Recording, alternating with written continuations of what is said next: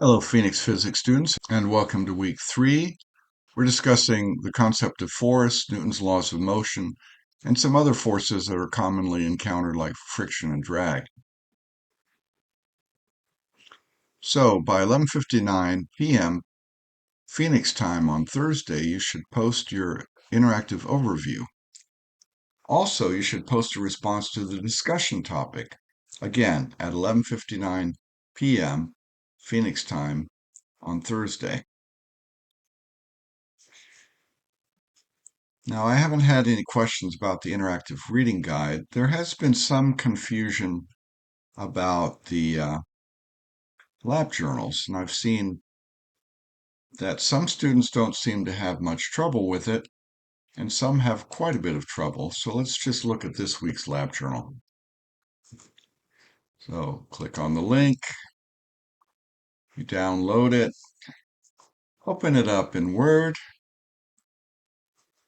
Okay, there it is. And the first thing you have is a table to fill out about the lab or labs you've done this week. Unfortunately, or fortunately, depending on your point of view, there's 3 labs to do this week. And you have these boxes to fill in for each lab. So, I think it explains it here, but maybe the explanation's not clear enough. The lab title's already provided. And then it says, provide a short explanation of the theory or concept that is to be accomplished or demonstrated. About 100 words. Okay. Forces and free body diagrams. Learn how to navigate a drone. I'm not going to tell you exactly what to put in here, but you want to say something like the net force on an object is the vectored sum of all forces acting on that object. Say something about what free body diagrams are. It's a diagram with a simplified representation of the system that you're studying, and arrows depict the forces acting on that object. That's the kind of thing you should be writing here. I can tell if it's too short, but if you provided plenty of explanation, I probably won't count the words. Okay, I'll just briefly read it to make sure you're saying something relevant to that lab. Explanation. Just give a brief summary of what you did. Dr. One had, I think, replaced her shell with titanium, something like that, if I recall, and her weight is increased, so you have to get more lift and describe the steps you go through. Results. Just describe what you learned. What was the result of this lab? And were there some sources of error? You don't have to be super specific. Just write something that's reasonable. Discussion examples. Just relate your results to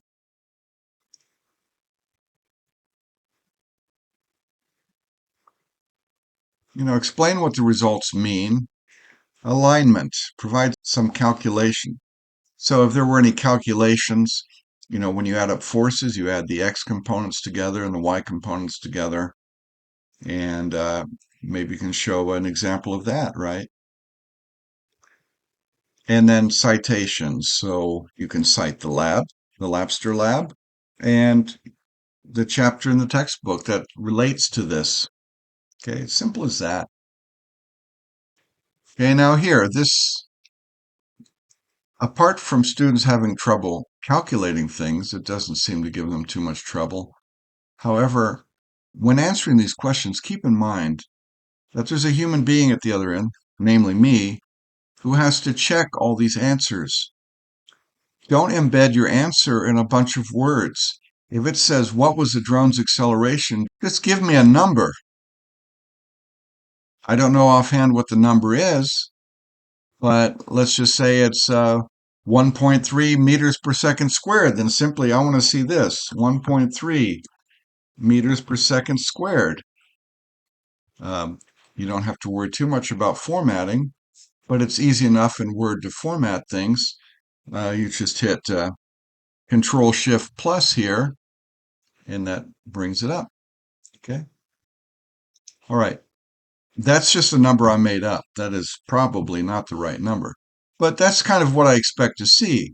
What's the net force? Give me a certain number of newtons. How fast was the drone moving?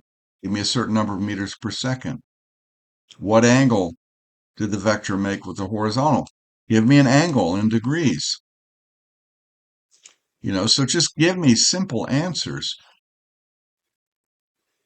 And then, you have this free body diagram and to refer to, and you're supposed to put in values of the x component of the vector. And we're talking about newtons, so I expect to see a number in newtons and a number in newtons and a number in newtons and a number in newtons. Just a number. Keep words to a minimum. Preferably, don't even say, the gravity force equals or F sub g equals. Just give me the number. All right. And again, for this one, what's the force? And here you need to give an angle.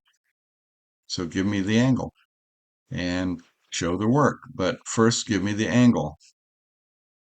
Keep words to a minimum. I don't want to read a bunch of words when the answer mainly consists of a number, okay? Otherwise, I will get frustrated and I may not even be able to tell if you gave me the right answer or not. I mean, some students give me paragraphs with 5 different numbers, and one of them is the number they intend to be the answer. And they don't clearly even state which one of those numbers is the answer. That doesn't make sense. Put yourself in my shoes. Pretend you're grading something. Someone asks for a force, then they want to see the force right there. Nothing else, just the force. Okay, enough of that. Okay, in this week 2, you have summative assessment. So this summative assessment covers weeks 1 and 2. So you did 3 labs during those 2 weeks. And in here, it asks you to do kind of obvious things. Who's the audience for this memo? I guess it's me. My name's Robert Austin, so you can just put my name in here. Insert your name and title. You can call yourself Mr., Mrs., Miss, or, doctor or esquire, whatever, your title is, and put the date. Um, this is the goal. Describe motion qualitatively and quantitatively. And then now you're supposed to determine what the goal means and give me 3 questions because there's 3 labs related to each lab. I mean, when you did the labs, some questions should have formed in your mind. Give me 1 question for each lab. Give a brief summary for each lab. Doesn't have to be very long. Explain how the findings of each lab inform the lab goal statement. So a lot of this stuff you can take from the table that you filled out for each lab. You might just summarize what you put into that table entry and then come up with some future questions. That's it. I only expect probably a couple pages for this thing.